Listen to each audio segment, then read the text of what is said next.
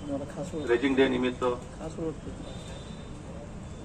आयोजित कार्यक्रम, या कार्यक्रमास उपस्थित सर्व माझे वरिष्ठ अधिकारी, अप्पर पोलीस अधीक्षक श्री देवरे साहेब, शहर उपविभागाचे उप पोलीस अधिकारी श्री कुंदे साहेब, ग्रामीण उपविभागाचे पोलीस अधिकारी श्री गोसाई साहेब, नवीनच आपल्या जिल्ह्यात रुजू झालेले माननीय अग्रवाल साहेब, होम डीवायएसपी सोनकवडे साहेब, या ठिकाणी सर्व उपस्थित मान्यवर, माझे सर्व सहकारी. आता माझे सहकारी मिरकले साहेबांनी आपल्याला माहिती दिली की गुन्हे कसे घडतात. आता आपले कसे गुन्हे घडले तर आपल्या सगळ्यांना माहिती. आपल्या मोटरसायकल चोरी गेलेले असतील, किंवा आपल्या गळ्यातील सोनं चोरी गेलेलं असेल, किंवा हिसकावून घेतलेलं असेल, मोबाईल आपला चोरी गेलेला असेल किंवा हिसकावून घेतलेला असेल, किंवा पैसे वगैरे आपली चोरी झालेली असेल, वाहनांची चोरी आहे, सळी वगैरे. तर यातून आपल्याला एकच आहे की थोडी आपण काळजी घेणं गरजेचं आहे. आता मिरकले साहेब जे बोलले की समजा आरोपी जरी पकडले तरी ते मुद्देमाल परत करतीलच याची गॅरंटी नाही. पूर्वी कायद्याचा धाक चांगला होता असं म्हणायचे लोक, परंतु कायद्याचा धाक म्हणजे बसवताना पोलिसांना ज्या गोष्टी कराव्या लागत होत्या त्यात आता नवीन गोष्टीमध्ये कायद्याने आपल्याला ह्युमन राईट आहे, इतर काही गोष्टी आहेत, त्यावर अनेक बंधने आलेली आहेत. त्यामुळं सर्व पारदर्शकता ठेवून, ते चोर असे नाहीत की चोरी केली आता पकडले म्हणून लगेच तुमचा माल आम्ही लगेच हातात पकडल्याबरोबर तुमचा परत देतो म्हणून. त्यांना पोलीस अधिकाऱ्यांना आणि अंमलदारांना जे तपास करतात त्यांना विविध कौशल्य त्यात त्यांना दाखवावं लागतं. त्यांना असे प्रश्न वगैरे विचारावे लागतात की त्याला नाही म्हणायला जागा राहणार नाही.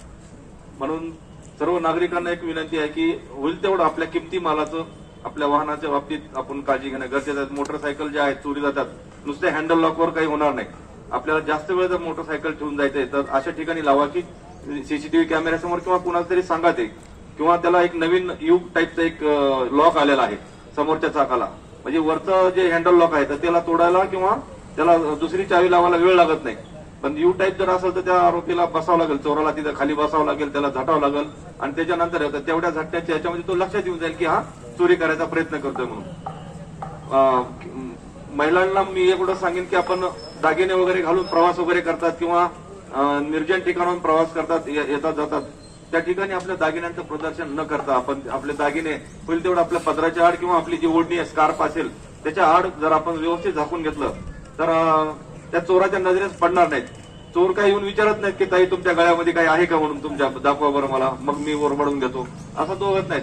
त्याला दिसल्याच्या नंतर तो सर्वे केल्यासारखा करतो, तो चक्कर मारतो, इकडून तिकडून बघतो कुणी लोक आहेत का, किंवा मी पकडला जाईल का, किंवा मला ही समोरची व्यक्ती माझ्यासोबत प्रतिकार करील का मी जर त्याचं सोनं हिसकावून घ्यायला लागलो तर आपल्याला तेवढी काळजी घेणं खूप गरजेचं आहे. महिलांना, मुलींच्या बाबतीत बी तसंच. आपल्याला बऱ्याचशा नागरिक आपल्या मुलींच्या अंगावर सोनं असावं म्हणून त्यांना देतात, म्हणजे तर त्यांना ते सोनं सांभाळण्याची ऐपत आहे का, त्यांच्यात ती कॅपॅसिटी आहे का, त्याचं भान आहे का त्यांना, ही पण आपल्याला जाणीव करून द्यायची आहे. एक उदाहरण आहे, आता माझ्यासमोर जे बसलेले उदगीरचे सदग्रस्त आहेत, वयस्कर आहेत, दवाखान्याचा इलाज करण्यासाठी नांदेड जिल्ह्यातून आले होते, आणि एक महिला त्यांच्या गाडीमध्ये रिक्षामध्ये बसून ऑलरेडी बसलेली होती अगोदरच ती, आणि ती बाजूला बसल्यानंतर त्यांना एका निर्जन ठिकाणी रिक्षा गेल्याच्या नंतर बरोबर तिला दाखवलं आणि त्यांच्या खिशातले पैसे वगैरे काढून घेतलेले आहेत. सुदैवाने खूप प्रयत्न केल्याच्या नंतर ते पैसे आज मिळालेले आहेत आणि आज त्यांना आपल्या या कार्यक्रमात आपण त्यांना वाटप करणार आहोत. तर इथं सुद्धा काळजी आहे की जे ज्येष्ठ नागरिक आहेत, जे वयस्कर व्यक्ती आहेत, त्यांना दवाखान्यात वगैरे पाठवताना किंवा बँकेमध्ये पाठवताना कोणीतरी चांगली व्यक्ती सोबत ठेवणं खूप गरजेचं आहे. म्हणजे या सांगण्यासारख्या अनेक गोष्टी आहेत.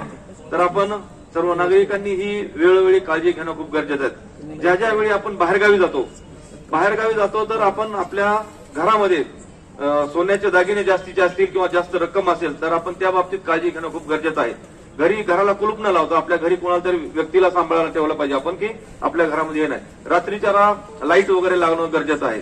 जर त्या घराचा लाईट दिवसा पण चालू असेल तर त्याच्यावर पण सिग्नल मिळतोय की या घरचा माणूस नाही, ज्या अर्थी लाईट चालू याचा अर्थ काय, तर मग त्याचं लक्ष जात आहे की इथं कुलूप वगैरे लावलेलं आहे म्हणून. म्हणजे या गोष्टी आपण पाळणं गरजेचं आहे. होईल तेवढं आपण आपले पैसे आणि सोनं बाहेरगावी जाताना आपण लॉकरमध्ये ठेवलं तर त्याची सुरक्षा नक्कीच होईल. अनोळखी व्यक्ती आहेत जे आपल्याला खाद्यपदार्थ देतात किंवा प्रसाद वगैरे देऊन समजा तुम्हाला बंदुगिरी करण्याचा प्रयत्न करून आपल्याला बोल तपा देऊन आपल्याला पैसे वगैरे सोनं काढतात. बरेचसे ज्येष्ठ नागरिक एकटे दुकटे फिरताना त्यांना पोलीस असल्याची बतावणी करून आम्ही पोलीस आहोत, चेक करत आहोत, पावती दाखवा वगैरे हे करा, अशी बातवानी करून सुद्धा त्यांचं हे करतं. तर त्यावेळेस तुम्ही निकराणी करा की पोलीस कधी तुमचं पैसे किंवा सोनं मागत नाहीत, तर त्याला धाडसाने विचारा किंवा इतर नागरिकांची आपण मदत घेणं खूप गरजेचं आहे. आपण ही काळजी जर घेतली आणि कोणतीही घटना घडली तर आपण ताबडतोब पोलिसांना संपर्क करून तत्काळ जर वेळ न दवडता पोलिसांकडे आलात तर ती शोध घ्यायला आणि आरोपी पकडायला आम्हाला नक्कीच मदत होईल. बऱ्याच वेळा असं होतं की घटना घडल्याच्या नंतर 2 दिवसांनी किंवा 2-4 तासाच्या नंतर आमच्याकडे येतात. तो 4 तासाचा वेळ म्हणजे जिल्हा बदलून तो आरोपी दुसऱ्या जिल्ह्यात निघून गेला असतो, त्यामुळे त्याचा शोध लागायला आपल्याला आपल्याला कसरत करावी लागते, वेळ लागतो. म्हणून सर्व नागरिकांना आपण सुरक्षेबाबत आपण उपाययोजना करणं गरजेचं आहे. आणि कोणतीही घटना घडली तर आपण पोलिसांना माहिती तात्काळ देणं किंवा आपली प्रथम खबर आपली एफआयआर दाखल करावी किंवा इतर गुन्हेगारांच्या बाबतीत कुठलीही माहिती मिळाली किंवा कुठे गुंडगिरी करत असेल तर त्या बाबतीत अन्याय सहन न करता आपण तात्काळ पोलिसांची मदत घेऊन आपल्या अन्यायाला वाचा फोडण्यासाठी आपण मदत करावी. एवढं बोलतो आणि इथे थांबतो. जय हिंद, जय महाराष्ट्र.